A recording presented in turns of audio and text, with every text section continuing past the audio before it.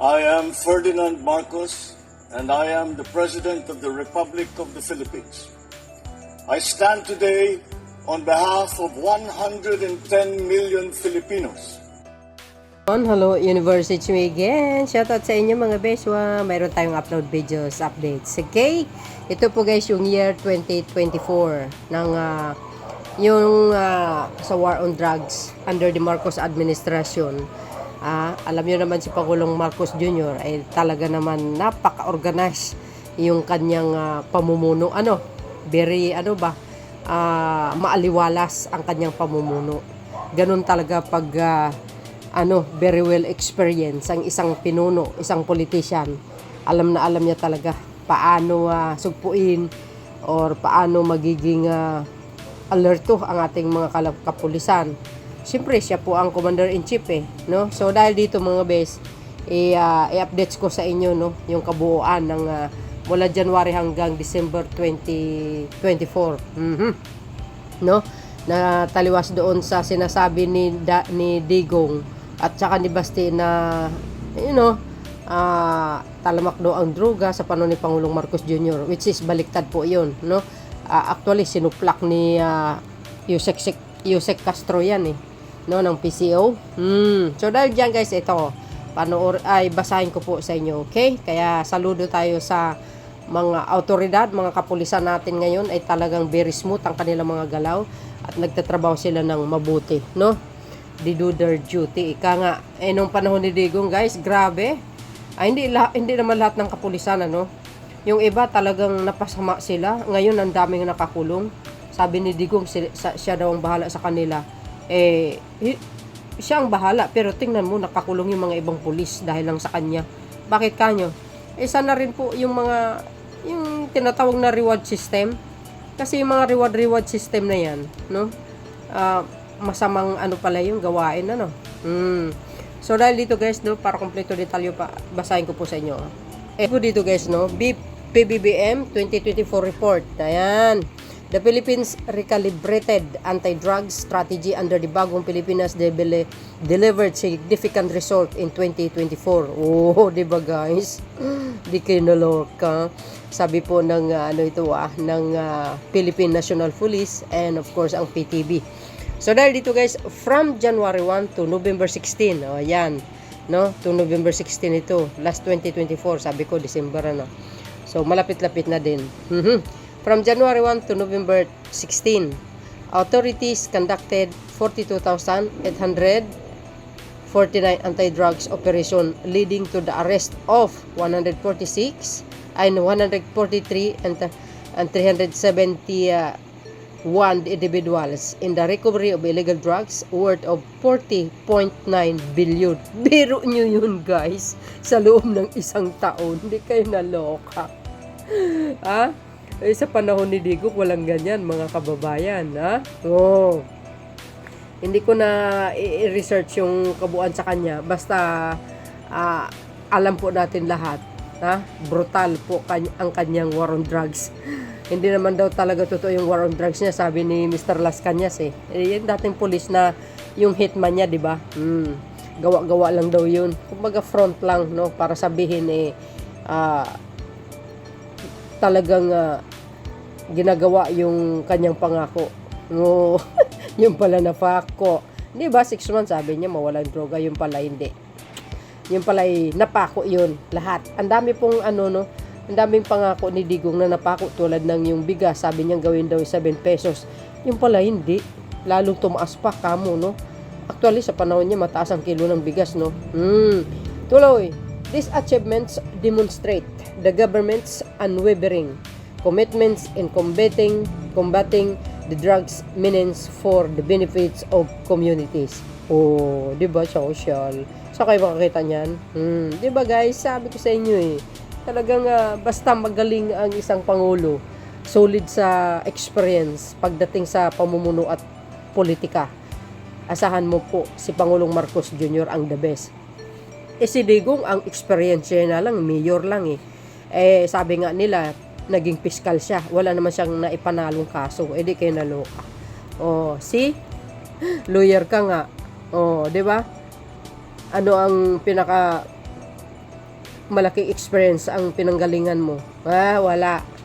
Sabi nga ni Mr. Las Cañas ng panahon naging mayor siya, ang daming kabalbalan na ginawa Di ba?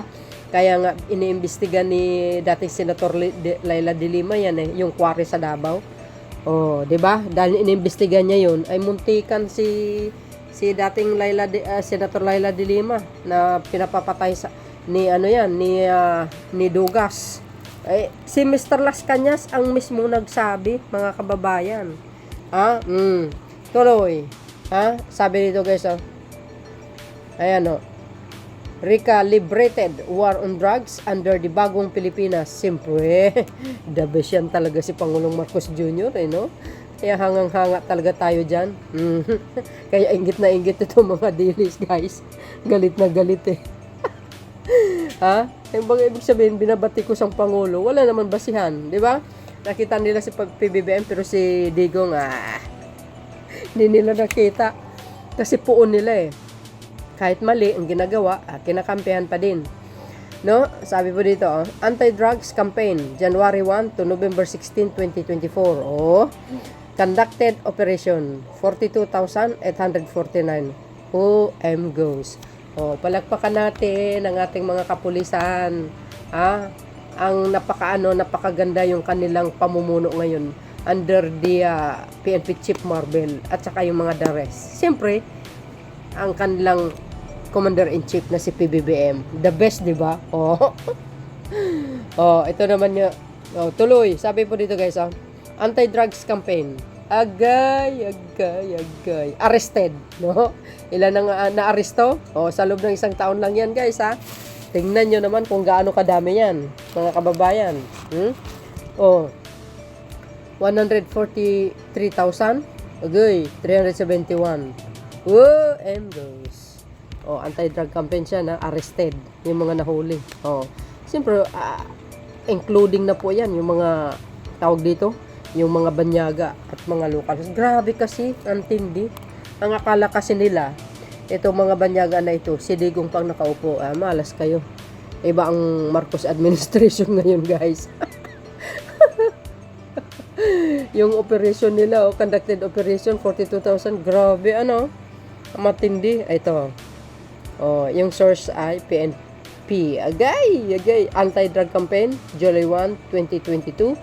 And November 16 to 2024. Kabuuan yan guys kabuuan nito pala kabuuan pala ito. Mula July 1, 2022 hanggang November 16, 2024. Confiscated drugs yan mga kababayan confiscated drugs. Magkano? 40 billion. Correct me if I'm wrong mahina tayo sa mate. 919,264. Di ba? Agay. Di ba mga bes? Nakita nyo yan? Biro nyo, 40 billion plus. My goodness, saan kayo nakakita niyan? Ang laki niyan, mga kababayan. Ang tindi pala. Kung hindi lang talaga, maging mahigpit si Pangulong Marcos Jr. sa pagsubo sa illegal na droga. Guys, kawawa yung mga kababayan natin ng iba. Nalululong siguro talaga sa mga bawal na gamot. Baka mapuno ang mga rehab natin dyan sa Mandaluyong or saan banda. Grabe, ang tindi pala. Ewan ko ba, ano ba nangyari dito sa mga drugs na ito? Saan ba galing mga yan? Grabe naman, katindi ang epekto niyan. Uminom ka na lang ng gin. every month. Wag araw-araw guys kaysa naman itong gagamitin mo, itong droga na ito. Sus Mario Joseph, kawawa talaga ang buhay ng mga tao kung ganun. So yun guys, ano po ang kapalagay nyo dito? The best talaga si Pangulong Marcos Jr.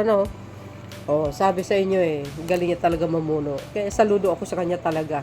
Kaya kung ganyan din ang isang pangulo, talagang very organized sa kanya pamuno, magaling talaga. Suportahan natin.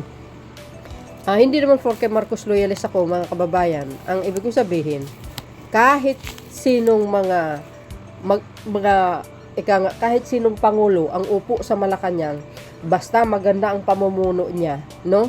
Walang bahid na korupsyon, walang bahid na human violation, human rights violation, yung mga anomalya baga, tulad ng kay Judas Cayute, hindi natin susuportahin. Tutulog saan natin yan? Sa mga katotohanan na mga nangyayari sa pamumuno nila.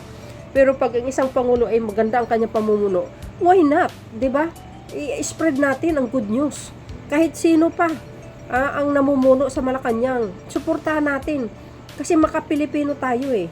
Tayo nandito sa social media dahil alagaan natin ang ating bansa to spread the good news. Ganun lang kasimple.